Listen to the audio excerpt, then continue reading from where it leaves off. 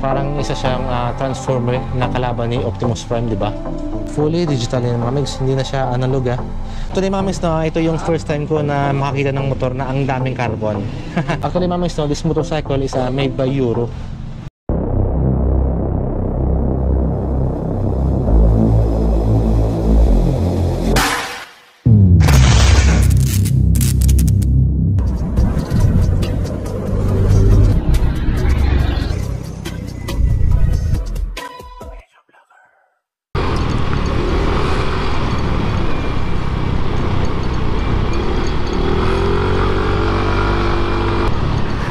Hindi ata traffic ngayon Ano ba ngayon?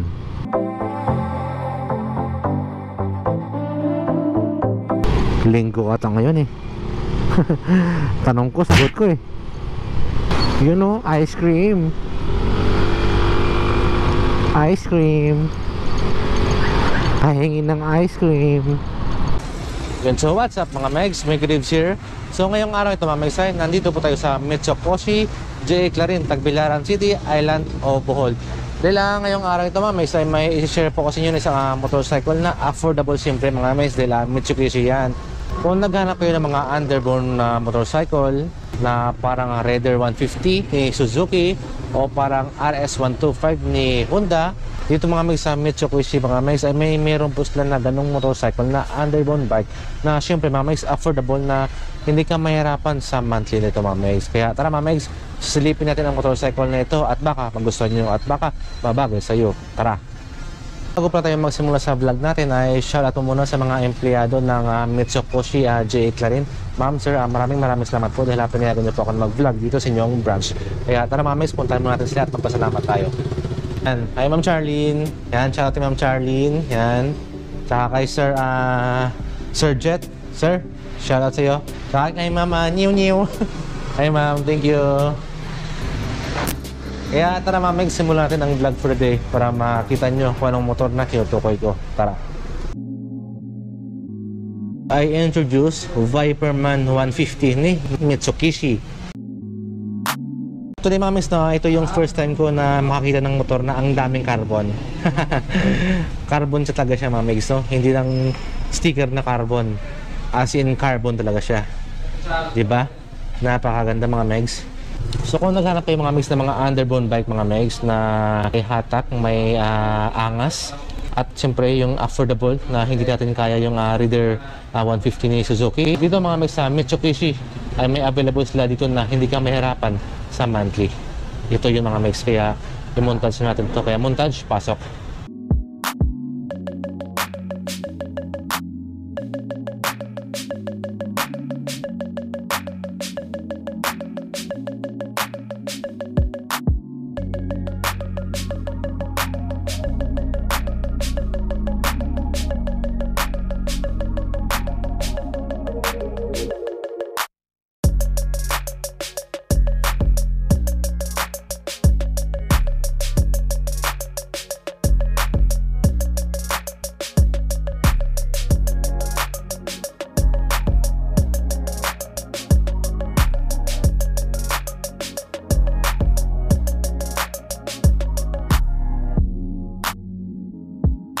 Ito yung kauna-unang motor mga megs na ang daming mga carbon. Kung nakita nyo, yan carbon Yan, carbon lodi. Tapos dito yung cover niya para sa chain belt, yan, carbon lodi rin. Tsaka ito, may decal siya na carbon. Tsaka dito mga megs, yan. Kita nyo? Yan, carbon lodi din. So mga megs, yung kanilang Viperman pala dito na 150cc ay repo po ito. Dahil wala po tayong may nakita dito na brand new. Dahil yung brand new niya ay andun pa sa warehouse, so medyo malayo din dito. Kaya ito mga megs, pagtsagaan nyo na lang yung repo na i-features natin ngayon. Pero kahit repo ito mga megs, parang brand new pa rin siya. Lagyan na lang ulit ng VS1 protector para shimmering and shining na rin ulit siya, diba?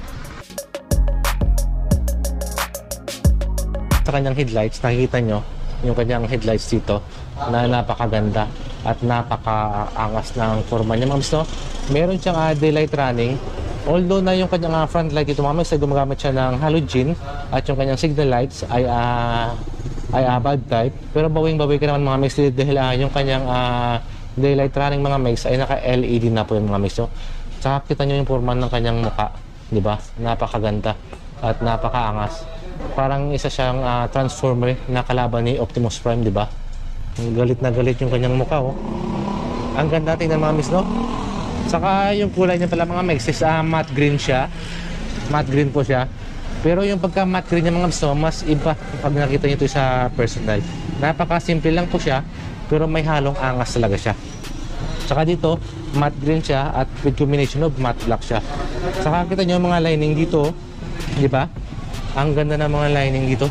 Kaya naman mga megs, no, kapag dumaan talaga ito sa harapan nyo, ay siguro na mapapalingon ko talaga. At ito mga megs, no, sa kanyang front suspension ay gumagamit po ito ng telescopic fork. Tsaka ang ganda ng kanyang front fender dito. Sakto lang yung laki niya. Kita nyo, sakto lang yung laki niya talaga. Kaya naman dito mga megs, no, pwede nyo na malagyan ng mga extension dito para at least hindi po kawawa yung ating makina dito. Kita nyo, yung mga lining, ang ganda tingnan.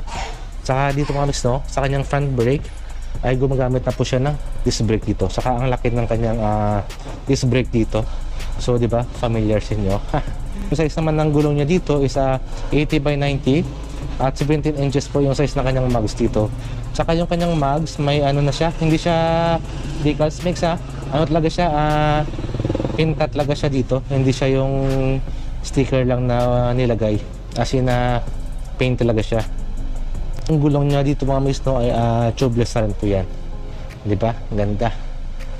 Dito naman tayo sa gilid niya mga megs. Kita nyo nung dito, yung angas niya ng mukha, ng gilid niya, yung kanyang gilid ng mga fender dito, di ba? Dito mayroon siya mga butas-butas dito. Practice dito lumalabas yung hangin. Practice maganda yung plane niya kapag ikaw ay nagbibiyahe, nagdadrive ng motorcycle nito. Hindi siya masyadong magalaw mga megs, no? Dahil meron siya mga butas-butas dito. Tsaka dito naman, meron siyang carbon dito na decals lang. Yan, tsaka dito may decals siya na sport at may decals siya na kulay green dito. Tsaka kung na-notice yung mga megs, yung kulay ng kanyang ng engine dito. So, glossy gold siya, di ba? Familiar din sa inyo. Pero ang ganda.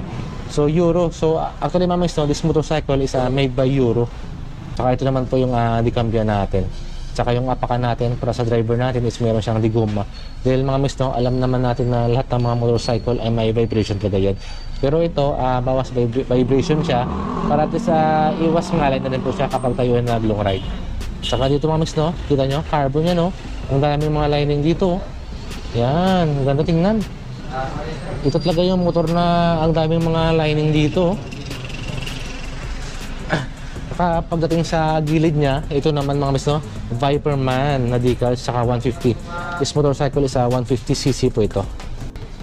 Saka yung apakan naman natin para sa OBR natin is chrome na siya. Alloy na siya mga megs, no, yan, natunog siya. Practice wala ka na po bumala pagdating sa mga kalawang. Tapos ito mga megs, no, mayroon siyang cover para sa chain belt natin at sa sprocket natin. So gumagalaw siya mga megs, no. Practice pag dumando sa mga matagtag na lugar, hindi siya madaling mag-crack dito mga megs, no. Medyo kalawangin lang siya dito mga megs, no. Kaya kapag nabili nyo ito ay unahin nyo muna na linisan to. Dahil nga repo ito mga megs, no. At saka naka-display po kasi sa labas. Kaya naman umulan man o umaraw ay nandiyan po talaga yan. Saka yung size naman ng gulong niya dito mga megs sa rear tire is 100 by 80 at 17 inches po yung size na kanyang mags dito mga megs. Tsaka mga megs, no, yung nagustuhan ko rin dito mga megs, no, dahil naka-disc brake na po ito, yung kanyang rear brake dito, di ba? At saka kulay pula, kaya naman attraction talaga siya. Tsaka mga megs, no, this motorcycle ay monoshock po ito. Tsaka kulay pula din po yung kanyang monoshock dyan, di ba? Ganda mga megs, di ba? Ganda tingnan, no? Tsaka yung kanyang rear light dito is naka-bulb type po yan, hindi po yan LED. Kung nakikita nyo, ang ganda rin po ng pagka-design niya. Dito, ganda ng mga lining dito. Tsaka sakto lang yung lapad ng kanyang rear fender dito. Kaya naman, kapag dumaan sa mga basang kalsada, hindi po medyo kawawa yung ating OBR. Pagdating mga may sa muffler, yan, so chrome po siya. Ang ganda rin po ng design ng kanyang muffler. Ito yung mga muffler na hindi yun na kailangan pa palitan ng mga aftermarket pa. Tsaka yung kanyang swing arm is matte black din po siya. Ang taba din po ng kanyang swing arm dito mga megs. Ang ganda rin po. Tsaka mga megs, nagustuhan ko dito mga megs is yung kanyang kickstart. Yan. So, pang racing talaga yung kanyang kickstart dito, oh. Parang Raider siya, no? At saka ito talaga mga migs, oh. Kulay gold din, no? Ganda tingnan. Gustong gusto ko yung mga ganitong kulay sa kanyang mga engine dahil napaka-attractive talaga ng kanyang kulay. Ito naman yung apakan natin para sa rear brake natin. Ganda. Kita nyo yung mga lining dyan. Medyo madumi lang sa mga migs, no? Dahil nga naka-display kasi ito sa labas ng branch. Pagdating mga migs sa upuan niya, dahil ito talaga yung mahalaga eh. Para sa komportable tayo kapag tayo nagbiyahe o di kayo nag-long ride. Saka kita yung upuan niya, yan, may mga butas-butas yan. Saka ang ganda rin po ng mga stitches dito. Sakto lang po yung lapad ng upuan niya mga migs, no? Sakto lang talaga yung lapad niya. Saka mamaya sakin natin to kung gaano ka-komportable ang upuan niya. Dito muna tayo sa switch. Pagdating sa switch mga migs, meron po itong kill switch. Saka ito, yung ilaw natin sa araw mga migs, no, is pwede natin mapatayan para to save battery. Pero yun nga, no, may mga bagong kasulatan ngayon sa LTO na kailangan talaga laging naka-on yung ilaw natin. Tsaka ito naman po yung power natin, high beam, low beam, signal lights, tsaka horn natin.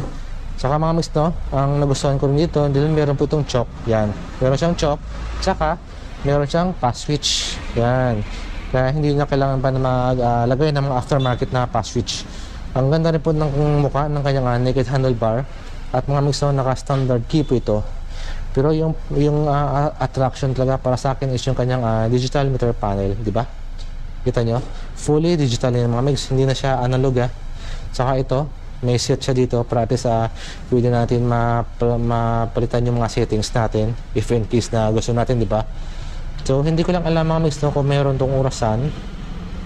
Pero dito mga migs, sa taas, may nakikita ko dito sa taas, no?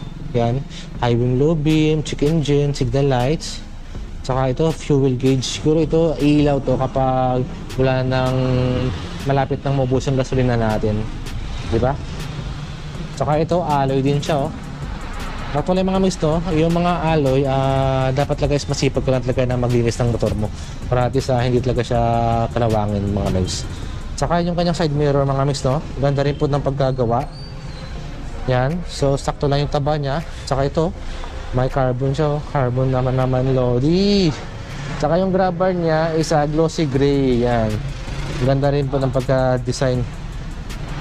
Kaya mga migs, no, kung gusto niyo na ma-avail yung motorcycle na ito at kung naghanap kayo ng mga underbone bike na affordable price, ay punta lang po kayo dito sa Metso Koshi JA Clarin, Tagbilaran City, Island o Bohol. Ito pala sa Metso Koshi JA Clarin, yung kanilang cash price dito ng kanilang Viperman 150 kapag brand new mga migs, yung brand new nila ay yung cash price nito ay nasa 58,800 at street monthly po ito mga migs, street monthly po ito. Hindi na kailangan pa na mag-down. So kung gusto na ma-avail to, if in case na nandito na kayo sa branch tapos na-approvean yung application nyo, hindi yun na kailangan pa na mag-down. So yung gagawin nyo is babayad lang kayo ng monthly nya. So yung 3 years natin ay nasa 2,972 at yung 30 months ay nasa 3,324. At yung 24 months ay nasa 3,853, 18 months, 4,735. At yung 12 months natin ay nasa 6,499. At yung 6 months natin ay 11,790. So, mayroon siyang 6 months. Saka mga migs, no, kung updated ka na magbayad ng motor mo, may rebate po ito na 300. At mga migs, no, pagdating naman sa repo, so ito mga migs, no, repo po yung naka-display dito.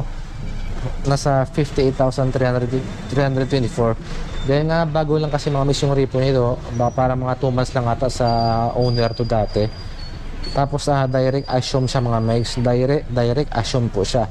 So yung monthly natin ay nasa 2,824 lang po at may rebate po yan na 300. So for 35 months po yung mga migs, yung monthly natin na 2,824, di ba? Ganda, di ba? Underbone bike mga megs. Ito yung mga pantapat ni Metso Koshi sa mga Raider ni Suzuki at sa mga RS ni Honda, di ba? Lupet, man.